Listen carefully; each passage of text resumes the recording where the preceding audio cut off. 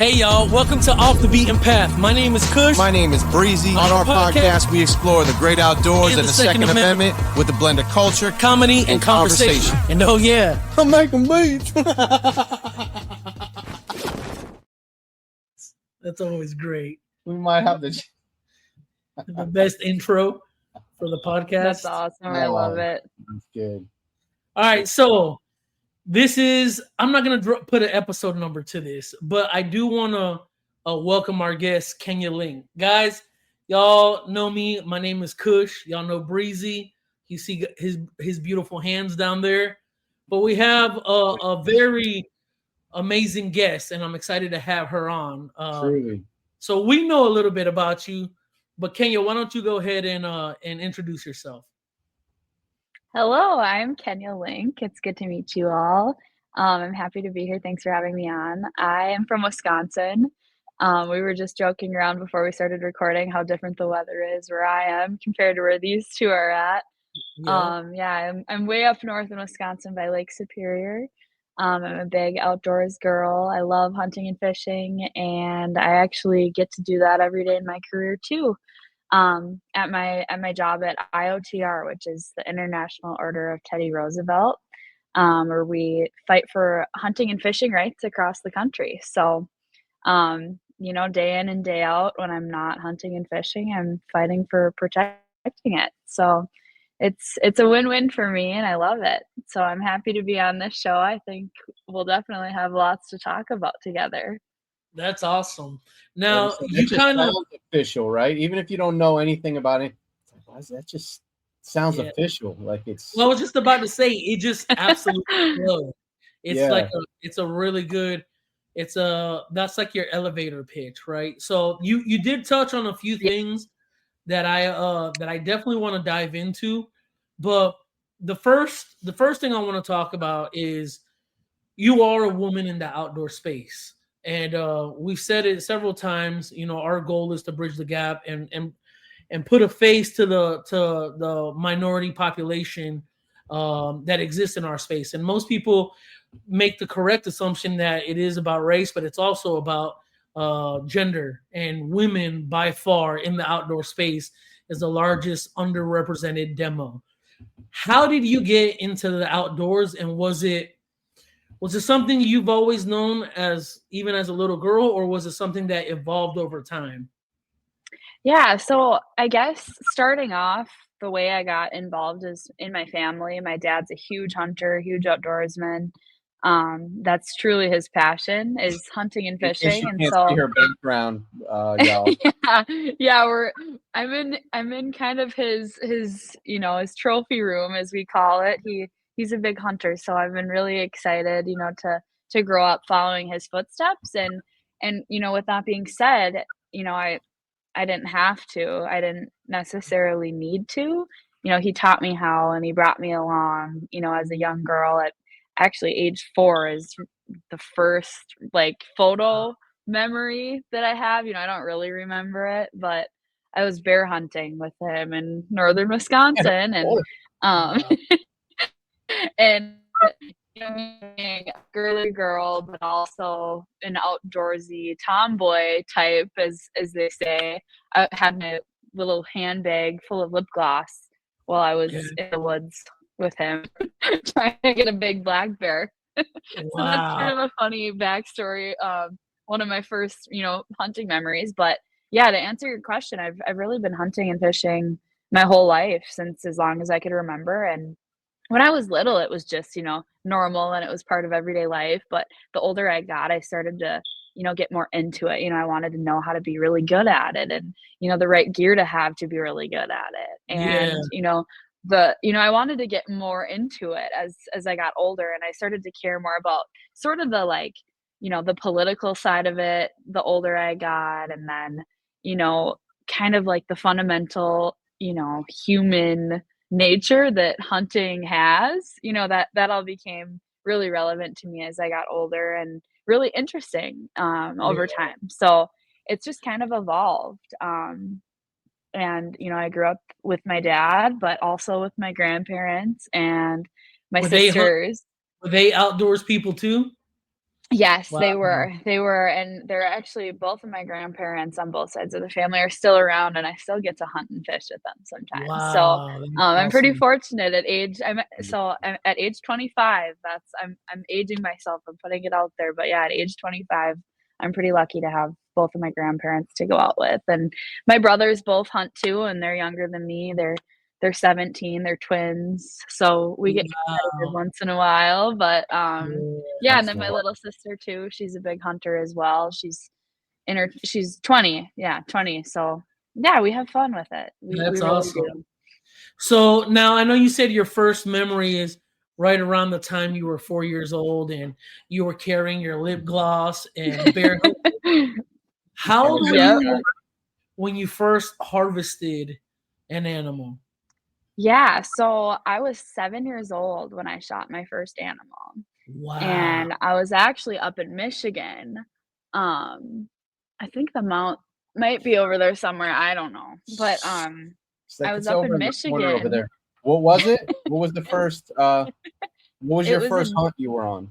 It was in Michigan, and it was a, Russian wild boar is what they call it. That's the actual species name, and they I don't know if you know much about the pig populations and the boar populations, but once they start, they get out of hand, and so Yeah. at age 7 in my life, they were, like, really crazy bad up there, so we went up to, I think, the UP in Michigan, I wanna say. Maybe not, though. Somewhere in Michigan, for sure, but we went and hunted one, and it was huge. I mean, it was bigger than me, and maybe I'll send you guys a picture and you can put it with Yeah. this podcast or something, but it's a pretty cool picture, and, the memory was just great. We were sitting in a blind, and it was cold, lots of snow was on the ground, and I was with my dad and then a friend of his, and yeah, we basically waited for one to come in, and I got one, and it was the most exciting day ever when at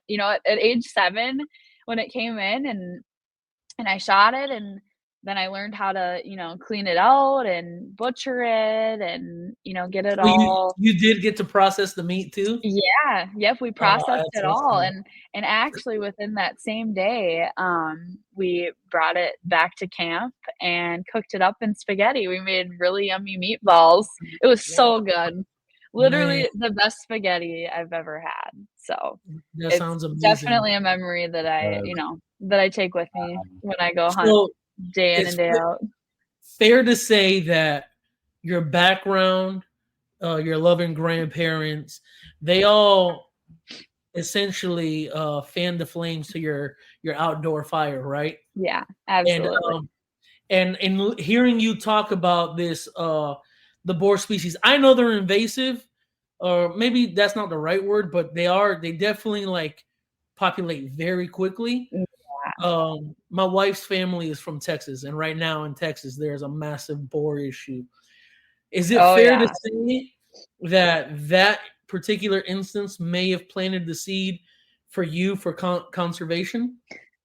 Yeah, I think so. I think that that's probably, the start of it, for sure, and especially having that moment with my dad and him being so passionate about it too, and then, being able to tell the story to more people, when we got home, and to tell it to my grandparents and to tell it to my mom.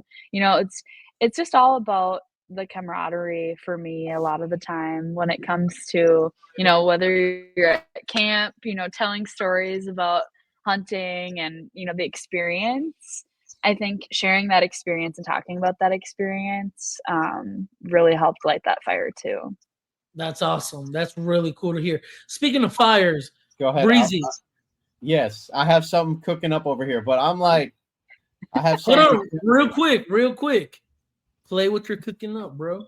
It's just a piece of a sample. So just play the sample. It's just. You acted so naive. Okay. I thought I'd take it out on you. You acted so naive. So by the end of this, he'll have that into a beat. Love People that. don't believe me when I say he can produce Speaking some of really hunting and cooking and harvesting, you know what I'm saying? I'm over here doing a bit of that myself. good. But I love I it. have a funny story I'm not going to tell right now. I was probably 9 or 10, and I was dove hunting with my dad about an hour away from us. And I'm just trying to think of myself at that age and what I was thinking about holding this gun. And I could No, only imagine you. You got to tell the story. You got to tell the story. Okay, all right. Hey, prepare You the know sound this effects. story. Prepare the sound effects. So my dad was, I imagine, very safe. He was hunter, fisher, outdoor badass. Just like it was a thing of beauty to watch him throw a cast net when we were fishing. Just, you know, he just was like this outdoor ninja, you know, Tennessee Tim. And there was this plot of land that's about an hour north of us, Okeechobee, Florida. It's basically a hunting lease. Guys that get, you know, they get together. We go out there depending on the season. Happened to be dove season. And I guess I had shown enough promise that he gave me like my own. That was my first time. Like I wasn't just tagging along. He gave me a gun. We're sitting there. He's briefing me on like how it's going to go down. All right, son, listen, there's guys over here. There's guys over there. You know, you're going to hear some gunshots. That means probably there's some doves coming through. So just be ready. And I'm there, you know, that's my dad. I want to like show him that I can do this. I got sitting there on my shotgun, just waiting. And sure enough, we hear some shots go off. All right, boy, get ready. And I'm like sitting there and here comes the doves. And I pull up, boom. And I hit one and I saw him fall down. And I'm like so excited. I'm like, oh my God. You know, we're like running over there to find this dove, and we come up to the area, and I must have hit like half of him because he's not all the way dead. So he's like spinning in a circle, you know. I clapped half of him, and I'm like, oh my God, Dad, maybe we can save him. And he picks up the bird by the head, and he snaps his neck to put his arms. I'm just like, no. What did he say? Go back to the truck, boy. Oh my goodness. I just like walked back to the truck. So yeah, I can only imagine like you out there. I guess I'm thinking of like how did you get to that moment, you know, where your dad was like, was it all on you? Did you understand your weapon that and like everything you were doing from like the actual hunt to pulling the trigger and killing? Yeah, so before hunting, I actually had been shooting guns for a few years before that. I think the first time I shot a gun, I was like probably 4.5, 5 years old. I had a BB gun. And, you know, I was always very aware of firearm safety at a young age, and I knew how to properly respect one and handle one. And, you know, I mean, and that goes a long way because, you know, it's kind of like learning a language almost, you know, the younger you learn it, the more it really makes sense, you know, and the more it just clicks with you the rest of your life. And so, I always had a respect and a way of understanding how to respect the firearms. And, so yeah, I was really familiar with how to shoot a gun, and I think it was a 30-06 that I used. So it was a pretty big caliber, you know, for a 7-year-old girl. And, For sure. and I was comfortable with it. You know, we had a lot of range days. We had a lot of fun spots to go shoot guns in fields around here, and I always enjoyed doing that at a young age. And, so yeah, that part was definitely really comfortable for me. And, you know, just having my dad kind of as my mentor, you know, okay, you know, the animal's coming in, you know, get ready, you know, take your safety off, you know, aim for just behind the front shoulder, you know, having that sort of mentorship, you know, was kind of, you know, the first of many times of learning, you know, from an expert and learning from somebody who really knew what they were doing, which is why I still love hunting with my dad because I always have something new to learn. And, you know, you can always learn from somebody who's experienced in the outdoors. And to your point in your story too about like seeing, you know, a bird that, you know, you clipped and it's, you know, it's down bad. I mean, being a woman in the field of hunting, I think that's an important thing to bring up.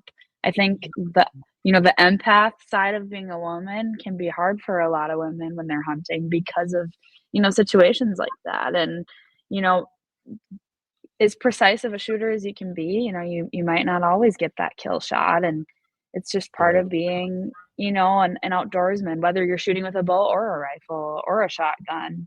Wow. You know, there's always that chance, but That's great I mean, insight. I think, you know, as a woman, it's something that you just learn as time goes on, and you become more aware with how important it is when you pull that trigger.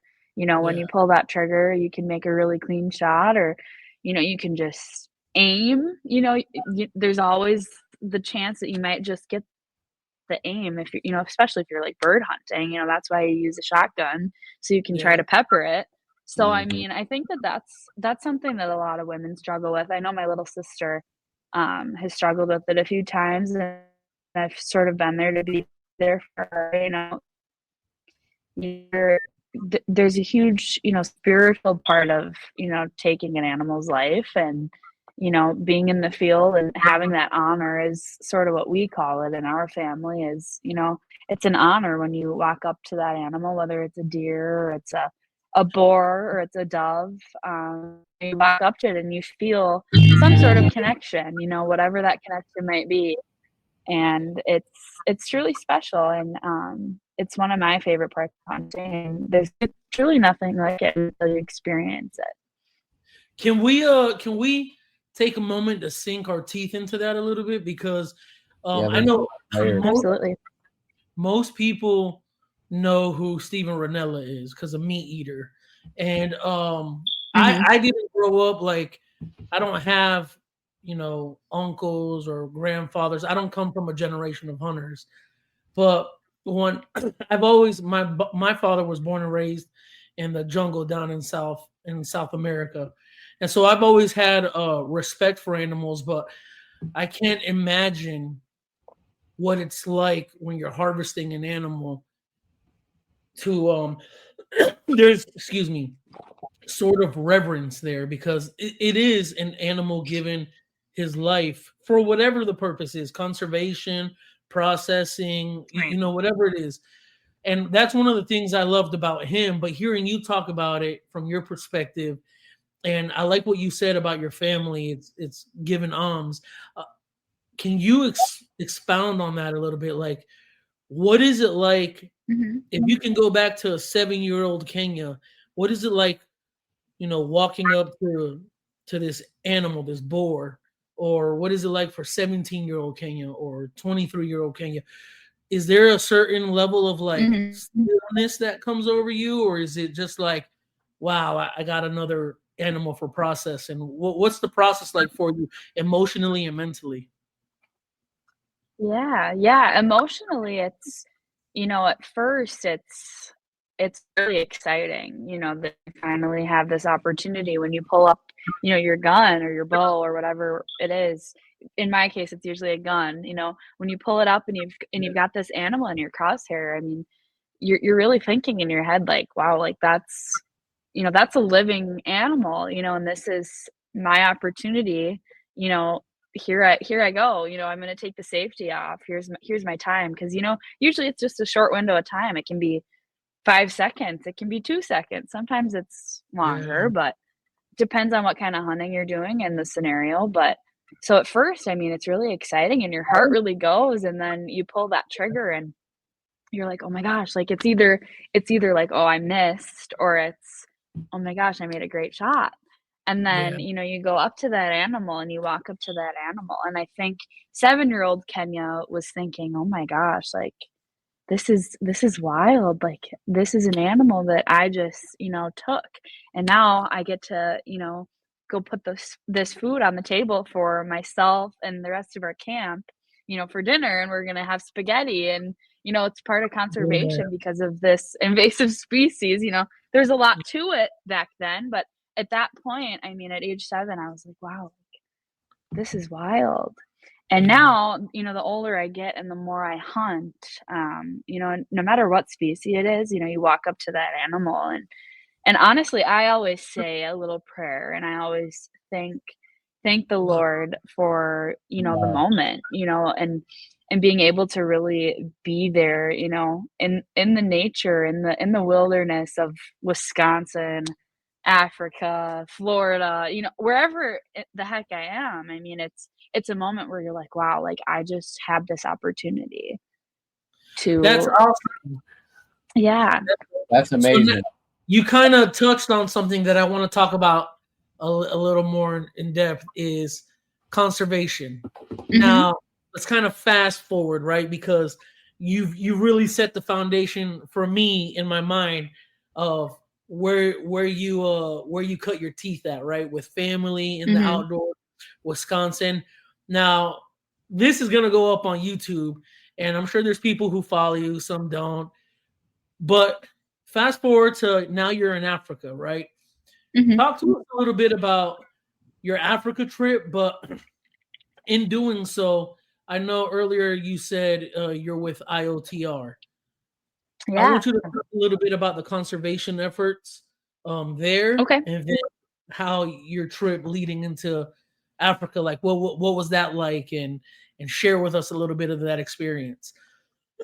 Yeah, absolutely. So IOTR, my role there, I work on a lot of different things. I wear a lot of hats in the organization. I run our social media. We're actually launching a podcast pretty soon too. So I'm in charge of that, and we do website stuff. I do membership stuff, but also a lot of grassroots advocacy on the conservation side, educating the public about, what a vote means in an election or what a certain ballot initiative means. So lots of education behind it too.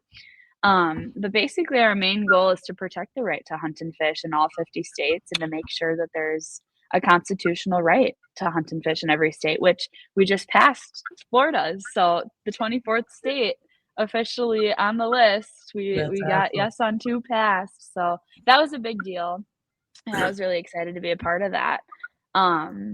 So that's kind of what I do at my job. And so to your question about my Africa trip, over the summer, I took a little break from all of that work, and I went over to South Africa with my siblings, my 3 siblings who are all younger than me, and my dad, and then a group of 4 really close friends. And we all spent close to 2 weeks over there, Wow. hunting and, taking part in conservation efforts over there. We hunted a lot of animals, I think, among the group of I think it was a group of 12 officially.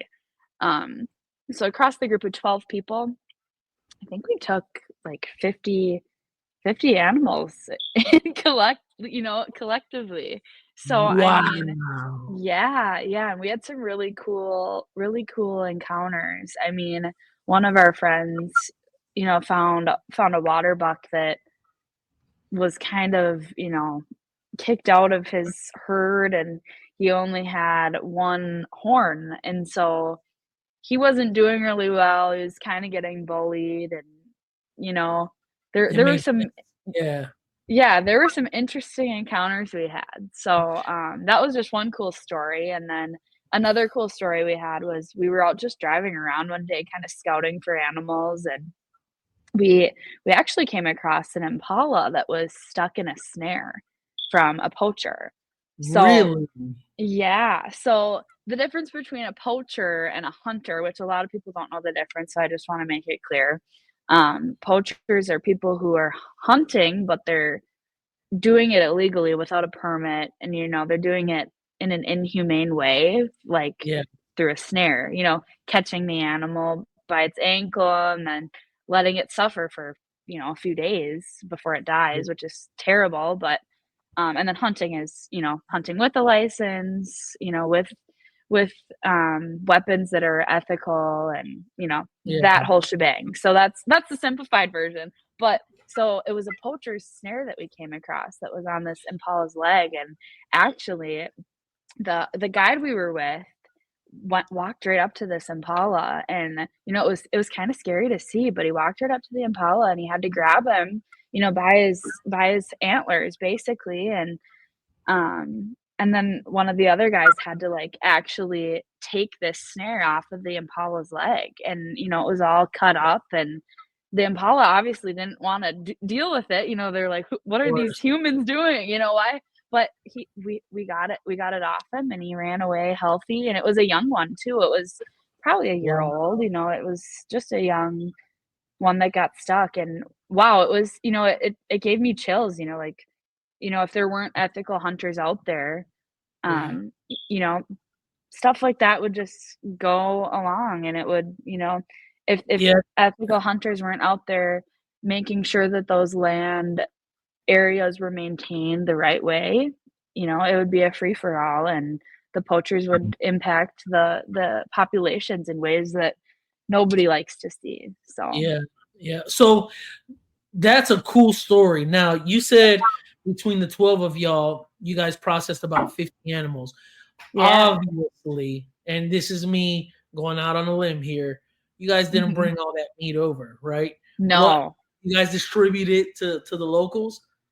Yeah, so when we're there, we we eat some of it. We really do. We, you know, it's not only fun to try it and, you know, cool to bring home food to put on your plate, you know, that you harvested while you're there. So we did that for most of the animals.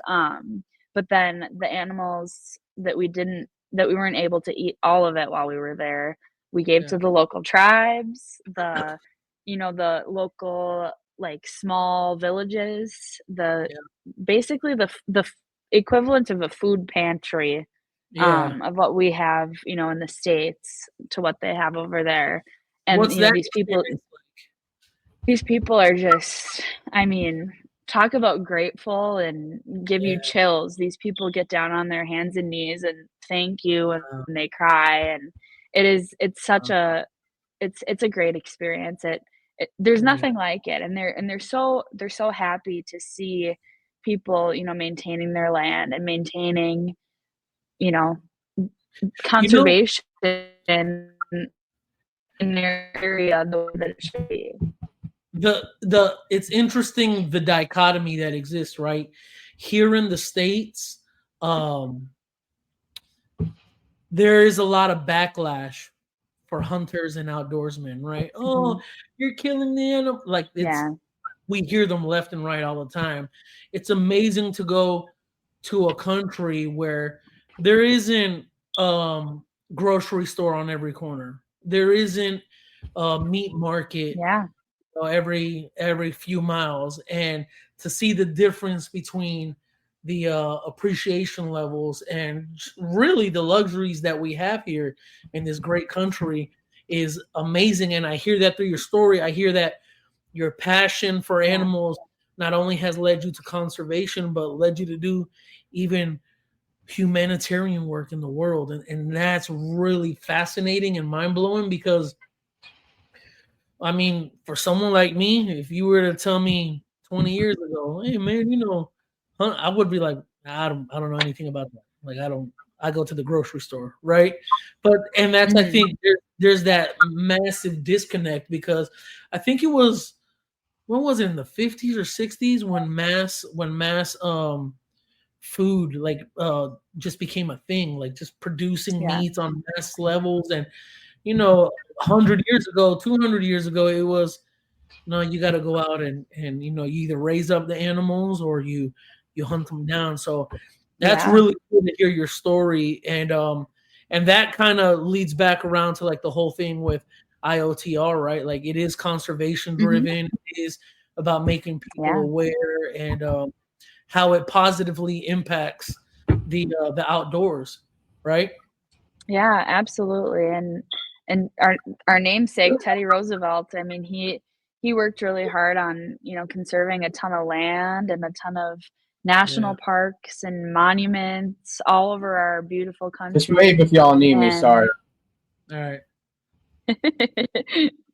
and he, you know, he saved all of this land and he really set the foundation for conservation across, you know, the United States of America. So we're just trying to honor his legacy and really bring forward that, you know, protecting what matters most to us. And in my case, that's hunting and fishing and the land, you know, that I get to go out on, you know, as often as possible and be away from industrialization and you Yeah, know, and like you said, like it also helps you realize, you know, the luxury of a grocery store and the luxury of, you know, here's $20, you know, give me my meat, you know, give me my whatever, my vegetables even. I mean, harvesting yeah. vegetables is not simple either.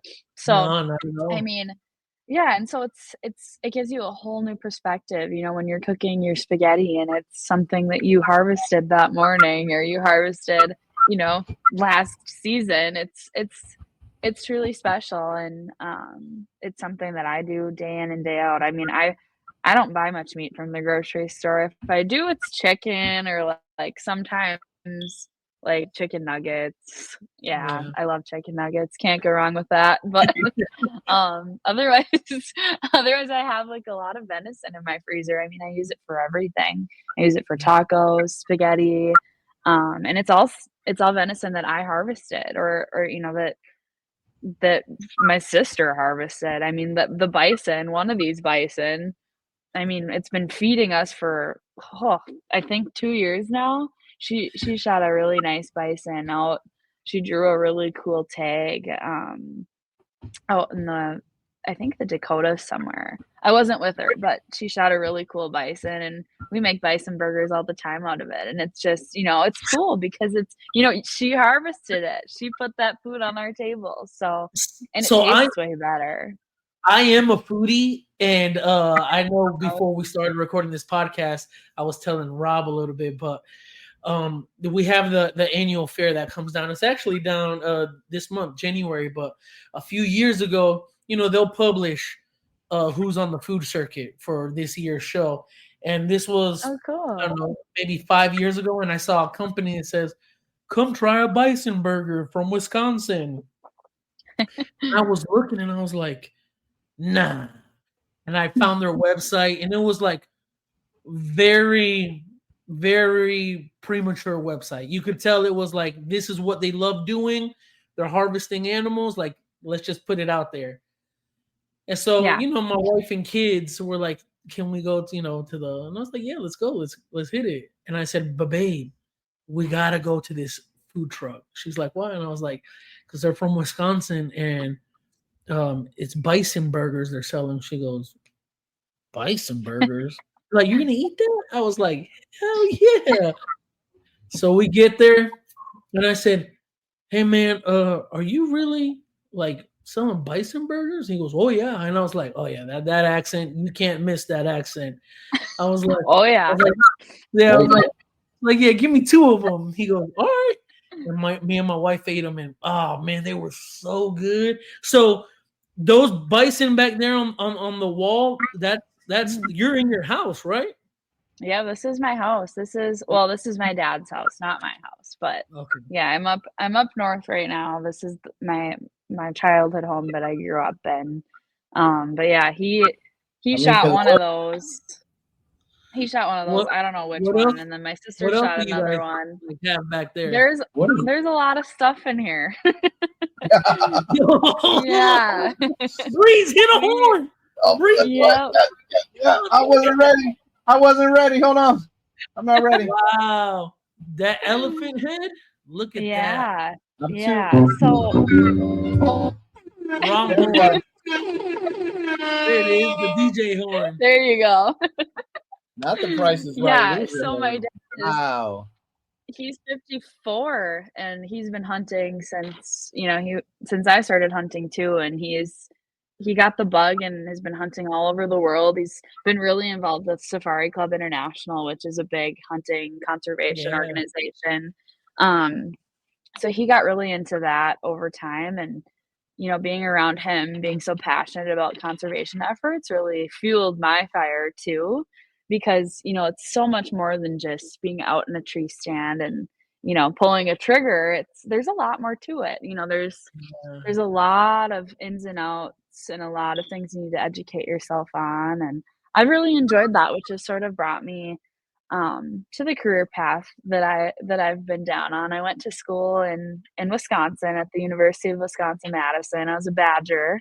I Nice. did grad school there and studied policy in grad school and fell in love with it and went the conservation route. I worked for the NRA right out of grad school, and then AFP, which is Americans for Prosperity, was my next gig, and now here I am at IOTR, and I just love it. It's truly where all my passion is hunting and fishing, and to be able to apply that to my everyday life is great. And being around my dad is really special too, because he's super passionate about it, and now he actually does it for a living too. He has a company called Link's Wild Safaris, where he books hunts, but he's also an outfitter. So Tanzania is one of our top places that we book hunts through.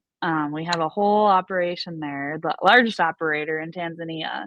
So we send a lot of clients there. He sends clients to Russia. He sends clients all over the place. And he's got a pretty cool booth at SCI and Dallas Safari Club every year. Link's Wild Safaris. Check it out. So that's a pretty cool place too. I've heard about the Dallas Safari Club. That's a good event, the Dallas Safari Club. Yeah, and I'm actually gonna go there in 2 days. I'm flying out to Atlanta. Yeah, it's right. It's we right have a now. booth there. It's before SHOT. Yep. Yep, exactly. Yeah. So we'll have an IOTR booth there too. It's our first time ever having a booth at a big show, so we're excited about that. That's where you can find me. But my dad will have a booth there too, and then at SCI too. So that's awesome. Nice. Yeah, kind of a cool world to grow up in. Go ahead, Breeze. Well, the first time we met, we met you at the Poma meetup, and, which was an awesome event. And I think that first time we could see, now hearing your story and your family story and understanding a little more about where that passion comes from. It's awesome to hear, because we could see that right off the jump when we met you. I'm wondering if sometimes if you're sitting in that room late night, does it look like that bison? Like some of them animals are like, I remember. Yeah, I remember. Yeah. Well, have you seen Night at the Museum? It kind of gives that vibe. Did the pan, I was like, yeah, it's a little creepy sometimes, but honestly, I'm just so used to it. Like I said, I grew up in this house. I was 7 when we officially moved into it. So it's really all I've ever known. And I'd come in here and drink coffee every morning in high school, and just another day, I guess. So I'm just used to it. They don't scare me too much. Yeah, like it's tough to be. Well, maybe this is just my take on it, but like hunting is one of those things that you're not on the fence about, right? You're either from that first time you kill something, like you said, or you had an experience with it, and you automatically know, okay, I'm gonna have a passion for this, right? Or you go the other way, like you said. There's some people that probably get to that part of it and say, yeah, maybe this isn't for me. Yeah, I don't know if I can, take an animal's life and then have to do everything, because you don't, just like you said, you don't. And I'm just thinking for maybe like the average person outside of the space, thinking about what you do with the animal, how much time that takes, harvesting it. I know you spoke on that. I'm just saying, like, that's, I think, oh, let's go get a gun and go hunting, but it's like so much more that goes into that. Yeah. Oh yeah. It's when you get out there and you're all set up to go hunting, and you're sitting in your tree stand, or you're, sitting in the field, wherever you are, and then you're having fun, you're enjoying it, and then all of a sudden you do kill this animal, and you're like, the work, oh crap. Yeah. I have all this work to do now, but that's, that's half the fun, in my opinion. A lot of people are like, oh my gosh, like now it's the work, which it is a lot of work. It's not, that's another reason why it's not for everybody, because it costs a lot of money to have the equipment too. Like, to have, the meat processors, the meat grinders, the right fillet knives for fish, there's a lot of stuff that goes into it, and it just adds up over time. And so it costs a lot of time and a lot of money and a lot of patience. So that weeds out a lot of people too, which is why there's a big population of people who are like, oh yeah, hunting's good, fishing's good, but I'm not gonna do it. Because it's there's a lot that labor goes intensive into Yeah. it. Exactly. That's the perfect way to put it. Yeah, labor intensive. So Perfect. You nailed it. Go ahead. I got rid. This is a quick one. Go What's ahead. like your top 3 animals to hunt? Oh my gosh. Wow. My favorite is probably white-tailed deer in northern Wisconsin. It is a challenge, and as the years have gone on, it becomes more and more challenging just because the wolf populations are bad up here, and to see a big buck is a lot more rare as time goes on. So I think that's one of the reasons why I love deer hunting up here is because of the challenge. But I also really love bear hunting too here. Using dogs like Walker hounds, blue tick hounds is really popular. You run the bear up a tree, and you don't always hunt them. You can just train your dogs to do that too. That's a big thing around here too. There's a lot of people who that's have amazing. yeah, it's Just the it's pretty visual cool. picturing that.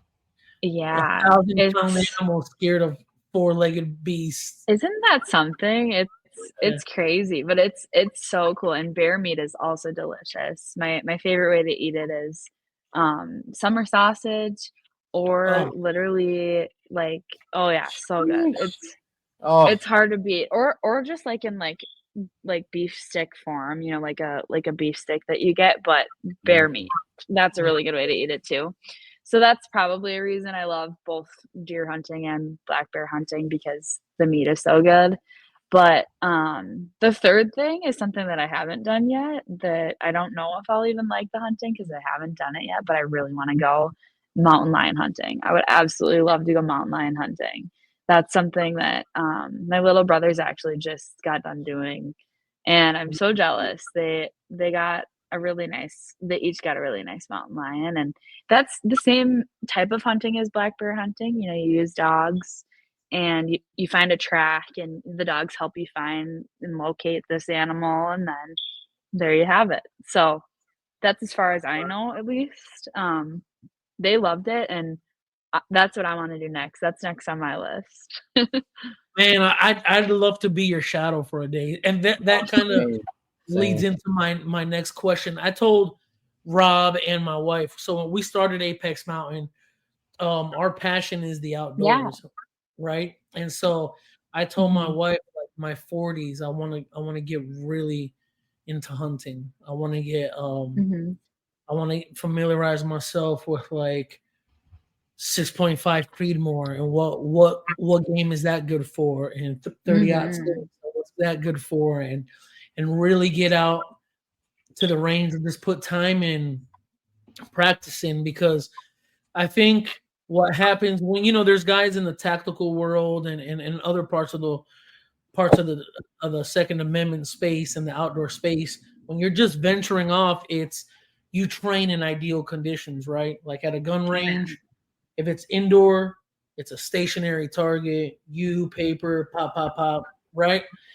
Where in practicality, hunting game, yeah, you might be on a range, practicing long range shots, but when you're out in the real world hunting game, it's a combination of patience. It's a labor of love, right? It's being able to be with yourself, and in God and in the massive country, and then if you get the hit, if you get the kill, now it's processing the meat and who's going to do that and how far are you from camp. And so I think about, I'm a very tactile person and I'm very analytical. And so I think about things like all the moving parts, and I'm like, man, I would love to do that, because not only would that like feed my desire to just challenge myself for my 40s, but moreover, it'll let me put meat on a table without having to walk into, and I love Publix. But man, just something I don't know, like deer, bear, bison, I don't know, turtles. So I think about that. What advice would you give to someone who's just starting, man or woman, boy or girl, what are like I don't know, 3 tips that you would give somebody and where to start? Yeah, I would say definitely. I think the first thing is figuring out, if you have the equipment and if you're a tactical person and you like guns and you like shooting guns, oh my gosh, you're halfway there, if not more, because that's, a huge step and a huge investment when it comes to the hunting world.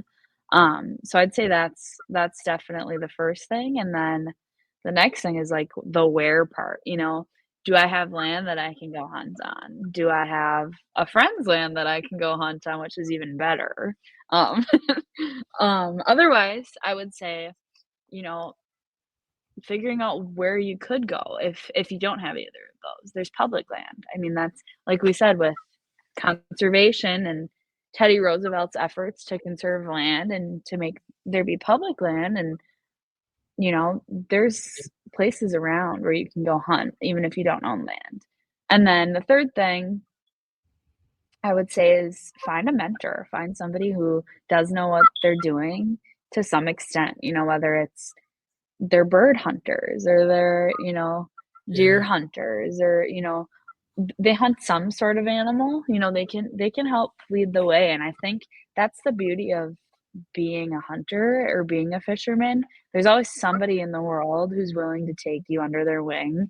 If not somebody, everybody, honestly. Like everybody Yeah. knows everybody in the hunting world, and we're all friends, and we all want to pass on the tradition and to save that tradition and honor that tradition for future generations. And that's part of why I care so much about conservation and why I play the role I play in IOTR and in the conservation world, is because I want my kids and my kids' kids to be able to do what I've been doing.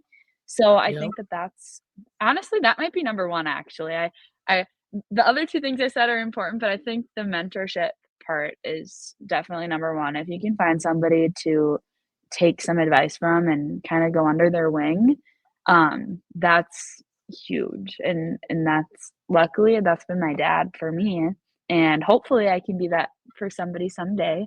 I try to bring friends in the woods with me all the time who haven't been hunters, or you know bring people fishing for their first time, and most of the time they love it and they want to keep coming and they want to keep learning more. All you have to do is bring them along, and they'll either love it or they won't. So I mean, it's always worth a try. So it's really about the community that Yeah. in the That's world it. of hunting. Yeah. Yeah. That's You got a awesome. couple South Florida dudes down to go.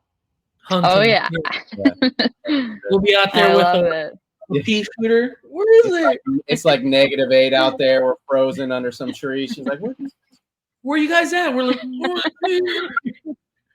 Yeah, I love hearing you talk about the relationship of it as well. yeah. And with the outdoors, and because some of my earliest memories, which I didn't appreciate as much as a kid, was sitting in a tree stand waiting for deer for hours.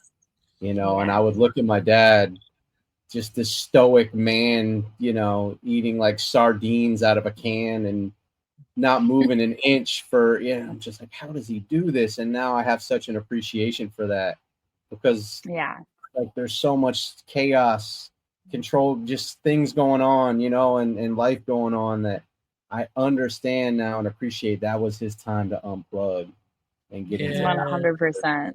and why he loved doing that. So it's cool, because I'm at that place in my life now where I'm like, I want to get outdoors. Like you said, I want to get outdoors. We want to go. We have it here. I had it. I just don't think I really fully appreciated it as a kid. But to your point, thank God I had like my father that taught me those fundamentals. Gun safety, how to hold it, carry a gun, what a gun can do.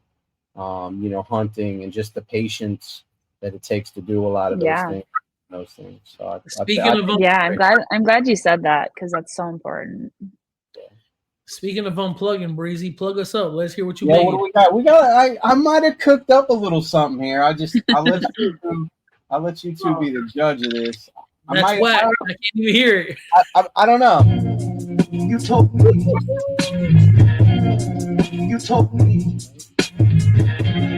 So I handed you. Oh wow! Ooh, I love it. Of course. I mean, of course. That's All right. that's pretty damn good. It's almost like Yeah, it it's was. almost like you're a producer. That's talent. I spitball from here. Yeah. Yeah, I mean, hey, A little something. But well, real Kenia, quick, go ahead.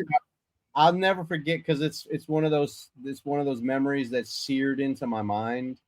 Is the first time I saw a deer, and like how this physical specimen that they are. It was like 3 of them. They leaped over a fence doing like 30 miles an hour. That was like, I mean, it was unreal as a little kid because you just most of the video or the things I saw, like they're just kind of prancing, like looking in the woods, and then you see them like running full speed, and they're just straight muscle jumping over these fences that are 2 times taller than you. I was like, what's going on here? I was an animated. Just that it's cool to see appreciation for being right up close to it. You know, it was like my son and I saw a moose when we were in Maine. Oh, we weren't hunting, we were golfing. Oh, cool. And a moose ran across, and we're just like, this thing was just like this majestic being of an animal that was like 20, and he looked at us like, and then just kept it moving. And you know, again, we're most we might see down here is a couple of iguanas, some raccoons, alligator, tortoise, but we don't have like, I mean, you can hunt deer down here, but it's a different experience. Different, yeah. When you're right up there with them, you know, and you see. Yeah, absolutely. My bad, but you were about to ask something. No, I was just gonna say I want to thank you for your time. Thank you for pouring so much into us and just letting people know about sort of your journey and what led you to conservation. And it's cool to see how passionate you are, and it's cool. Honestly, it's cool to hear how young you are and see how your soul is on fire with purpose. And I wish you nothing but success. I know that the year's just starting. I hope 2025 you get to hit that mountain lion. And we just appreciate you. And if you want, where can people follow you, find you, and stay up to date with you? Yeah, absolutely. You can look me up. It's at Kenia. My name is not spelled like the country. It's Kenia. You can thank my mom for that. I don't know why she did that, but Kenia and then Link. You can find me on everything pretty much. I'm really active on Instagram though. So, but yeah, and I'm really grateful that I was on the show. Thanks for having me. It was an honor to talk with you guys and to be on your show and to chat with you guys and catch up. I hope I'll see you guys again at POMA. And maybe at a few other shows along the way. I know. Maybe we just pop up on you up there and in the woods of Wisconsin, like. Yeah, maybe you can come ice fishing up here, but you might have to buy some gear. I don't know if you guys are going to be equipped for that quite as Floridians. You mean my Walmart? Do it? You might have to double layer that puppy, brother. Luckily, we do it in style. We put all the space heaters out, and you know it's a warm experience out there for the most part. Right, pitching it. That's a good thing. Yeah, warm experience. Well, don't hang up. Thanks for having me. So we can talk a little after this, just really quick. Okay, sounds mission good. passed, right? Yeah, mission passed. Absolutely. There we go. Mission passed.